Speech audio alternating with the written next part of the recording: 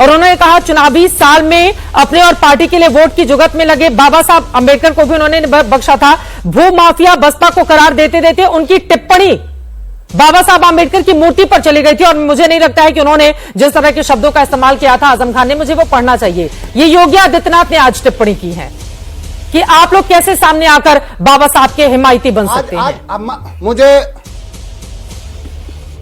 चित्रा, मुझे बहुत खुशी है कि कम से कम योगी आदित्यनाथ के सवाल के साथ आप संबद्ध हो रही हैं। राकेश सिन्हा के और प्रदीप भंडारी के चौथा सवाल आपका भी लगभग बीजेपी की तरह ही है। मुझे खुशी है और मुझे जवाब देना। मनोज काका जी, आपकी सर्टिफिकेट की जरूरत नहीं है मुझे। मनोज काका जी, आपकी सर्टिफिकेट की जरूरत नहीं है, प्लीज आप सवालों पर जवाब दें। नहीं, अगर आप मुझे सर्टिफिकेट देंगे सर मैं नहीं बोलने दूंगी। ये गलत बात है सर, ये गलत बात। लाइव शो जाता है, पूरा देश देखता है, पूरा देश देखता है, पूरा देश। अरे मैं पूछूंगी ना भाई, आरोपों पर ही तो यहाँ पर डिबेट होती है ना।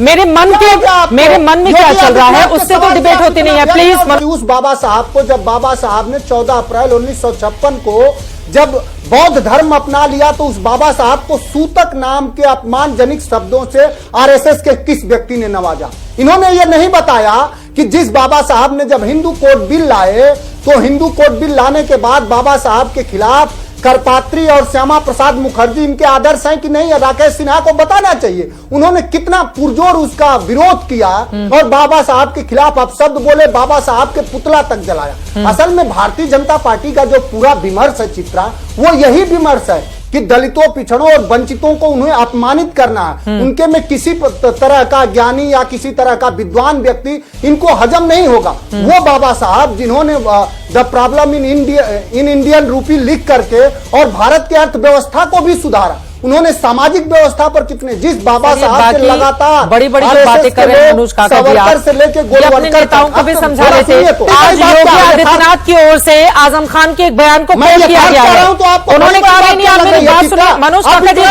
अरे इंटरप्ट करूंगी, आप डिबेट में बैठे हुए, भाषण देने थोड़े ना बैठे हैं। आप गलतफहमी पाल के मत आइए, यहाँ पर कोई रैली नहीं चल रही है। मैं इंटरप्ट करूंगी, सबसे सवाल पूछूंगी। आप मेरी मनोज काका जी, उन्होंने योगी आदित्यनाथ ने जो सवाल पूछे हैं उस सवाल का सामना कीजिए, जवाब दीजिए। आपके आजम खान ने बाबा साहब आंबेडकर की जो उंगली वाली मूर्ति है उसको टिप्पणी करते हुए किस तरह का बिल्कुल गैर जिम्मेदाराना बयान दिया था। नमस्कार साथियों, मैं आपका दोस्त अशफाक अहमद और आप देख रहे हैं देशभक्त चैनल। ये अमित शाह ने संसद में बाबा साहब का अपमान किया ये बोलते हुए कि अंबेडकर अंबेडकर अंबेडकर, ये आजकल फैशन हो गया। तो अंबेडकर का नाम लेना फैशन है? जब अंबेडकर को भगवान की तरह पूजते हैं जो पिछड़े लोग, क्योंकि उन्होंने ही उनको हक दिलाया। नहीं तो हमारे देश में तो मनुवादी प्रथा पूरा देश में है, जो जाति प्रथा है।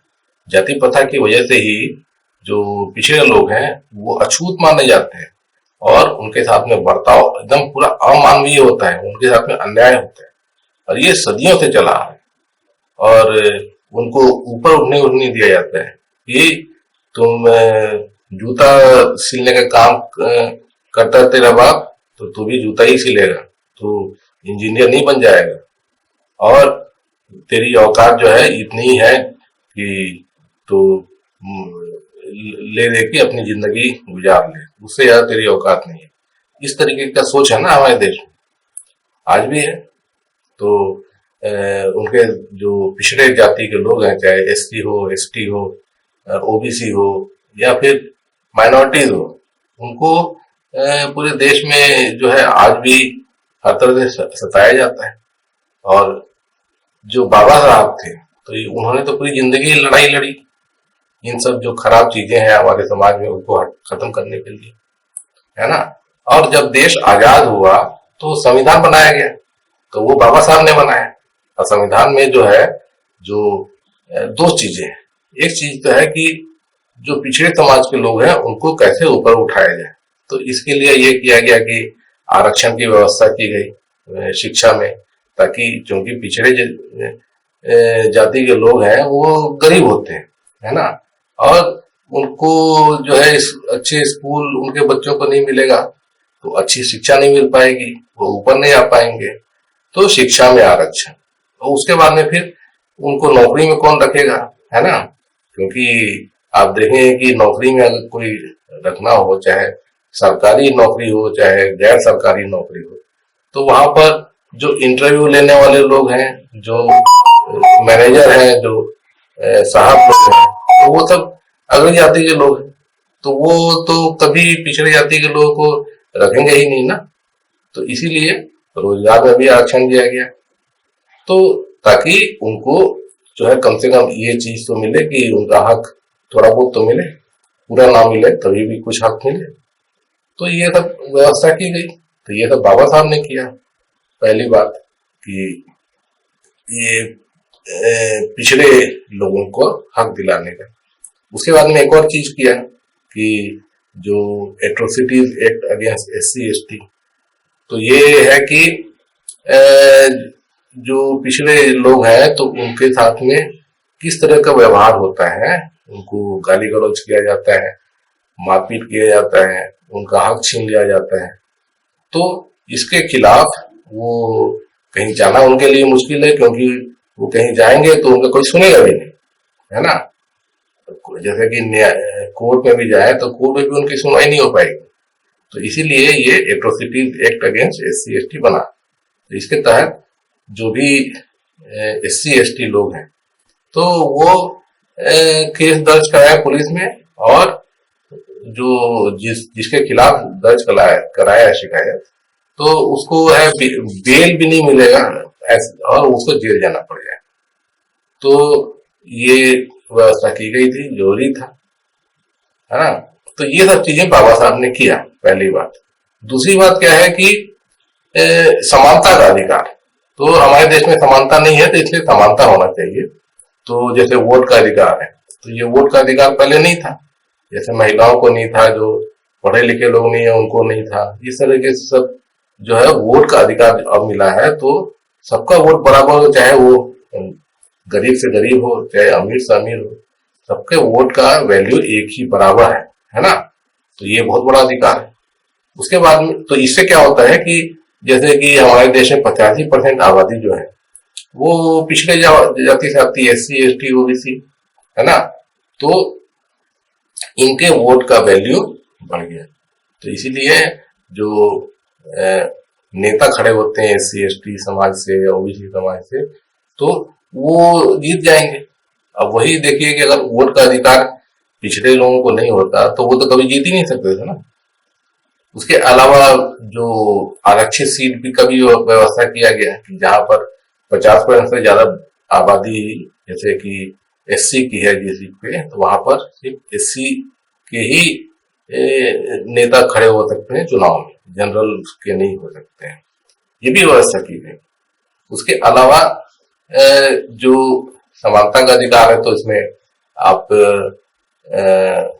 जो भी आप अपने धर्म का पालन करना चाहते हैं, अपना कोई भी प्रथा पालन करना चाहते हैं, आपको अधिकार है, कोई उसको रोक नहीं सकता है। उसके अलावा आप प्रचार भी कर सकते हैं, अपने धर्म का प्रचार कर सकते हैं, अपना जो भी मानते हैं आप उसका प्रचार कर सकते हैं, आपको कोई रोक नहीं सकता है। उसके अलावा आपको अपनी बात कहने का हक है ना, कोई रोक नहीं सकता है। अगर किसी को नुकसान ना कर रहे होंगे आप, तो आप कोई भी बात कह सकते हैं, आपका हक है। तो ये बहुत सारे हक जो है वो संविधान ने हमको दिए हैं। तो यही चीज जो है ये चुभती है, ये जो मनोवादी लोग हैं, कि अरे ये जो पिछड़े लोग हैं, ये जो म्लेच्छ लोग हैं, शूद्र लोग हैं, इनकी क्या औकात है कि हमारे खिलाफ कुछ बोल दें, हमारे बराबर खड़े हो जाएं। इस तरह का सोच है, तो यही सोच जो है उभर के आ जाती है। तो अमित शाह ने जो संसद में बोला वो वही चीज उभर के आई। तो अब क्या हो रहा है कि ये मामला जो है मुद्दा पूरे देश में उठाया जा रहा है। कांग्रेस और विपक्षी दलों को एक बहुत बड़ा मुद्दा मिल गया है, और दूसरी तरफ भाजपा जो है डिफेंड करने की कोशिश कर रही है, बोलती है कि बाबा साहब का अपमान किया गया जीते जी उनके कांग्रेस के द्वारा। तो कांग्रेस ने क्या अपमान किया? अब बताइए, जो संविधान है, अगर कांग्रेस नहीं चाहती, वो मनुस्मृति अगर लाना चाहती तो कांग्रेस ला सकती थी, उनका तो पूर्ण बहुमत था ना। और आगे से तो बीजेपी, वो तो मतलब जो संघ परिवार है वो तो चाहते ही थे कि मनुस्मृति देश में आ जाए। कोई रोक सकता था क्या? क्योंकि बाबा साहब तो बहुत बड़े नेता पॉलिटिकली नहीं थे ना, क्योंकि चुनाव लड़ते थे तो हार जाते थे। अगर वो पॉलिटिकली बड़े नेता होते तो वो चुनाव जीतते और अपनी उनकी पार्टी बड़ी पार्टी होती। ऐसा तो था नहीं। तो मतलब पढ़े लिखे या बड़े आदमी थे, कद्दावर आदमी थे, लेकिन जहां तक राजनीति का बात है तो उसमें वो उतने बड़े नहीं थे और इसीलिए चुनाव हार जाते थे। उनकी पार्टी का कोई ज्यादा कुछ वजूद नहीं था। उनके कांग्रेस से मतभेद थे, इसलिए कांग्रेस में नहीं रहे कभी भी, है ना। और लेकिन कांग्रेस ने उनका पूरा सम्मान दिया, तभी तो बाबा साहब को संविधान लिखने का पूरा जो हक दिया गया, उनको चेयरमैन बनाया गया था और जो संविधान बना बाबा साहब का उसको लागू किया। ये तो कांग्रेस ने किया ना, तो सम्मान किसने दिया? अब ये बोलते हैं कि भारत रत्न नहीं दिया, तो इतने बाबा साहब अम्बेडकर के नाम से कुछ नहीं बनाया। अरे संविधान बनाया, पूरा देश जानता है कि बाबा साहब का संविधान जो है वो नहीं होता अगर कांग्रेस नहीं होती तो, है ना। सबसे बड़ा सम्मान तो ये है कि आज भी लोग किस तरह से जानते हैं बाबा साहब अम्बेडकर को। इसलिए नहीं जानते हैं कि भारत रत्न मिल गया है, या इसलिए नहीं मिला कि उनके नाम पे कुछ बना नहीं है। उनके नाम पे कांग्रेस ने बनाया। जाइए देश में हर जगह, कहीं स्टेडियम उनके नाम से है, कहीं चौक उनके नाम से, कहीं सड़क उनके नाम से है, कोई ऑफिस उनके नाम से है, ये तो है। तो ये बीजेपी जो है ये प्रचार कर रही है अपने तरीके से, लेकिन जनता जानती है ना, ये सब झूठा प्रचार आप कर लोगे। ये बोलते हैं कि अपमान किया बाबा साहब का, कैसे अपमान किया आप बता दो। ये बोलते हैं कि उनको त्याग पत्र देना पड़ा, तो कांग्रेस की वजह से देना पड़ा। वो तो जनसंघ के लोग थे, जो वो श्यामा प्रसाद मुखर्जी और ये इस तरह के लोग थे, वो बोलते थे कि वो ये आदमी जो है ये ऐसा कानून बनवा रहा है जो हमको पसंद नहीं है, ये बोलते थे ना। और उन्होंने फोर्स किया। अब जैसे कि हिंदू एक्ट जो उसमें बना रहे बाबा साहब, तो उसका तो पूरा विरोध था, है ना, कि जो हिंदू रीति रिवाज जो है वो मनुवाद से चले गए चाहते थे, और बाबा साहब ने प्रावधान कर दिया था कि महिलाओं को हक मिलना चाहिए और जितना भी जो रीति रिवाज है तो उसमें जो भी जिस तरीके उसमें बहुत सारी गलत चीजें हैं तो वो दूर होना चाहिए। तो ये तो विरोध करते थे ना, उसी वजह से तो उनको त्याग पत्र देना पड़ा था। कांग्रेस की वजह से देना पड़ा था क्या? कांग्रेस तो खुद चाहती थी कि जो संविधान बने, उसके बाद में जो ये बाबा साहब जितना भी सब काम कर रहे थे तो वो काम करते रहे। तो अब बीजेपी बुरी तरह फंसी हुई है। अमित शाह को त्याग पत्र देना ही पड़ेगा, माफी मांगनी ही पड़ेगी, और उसके अलावा जो जितने भी चुनाव होंगे तो इसमें भारी नुकसान होने वाला है बीजेपी को। अब जैसे दिल्ली का चुनाव हो रहा है, बिहार का चुनाव होने वाला है, तो वहां आपको दिखेगा फर्क।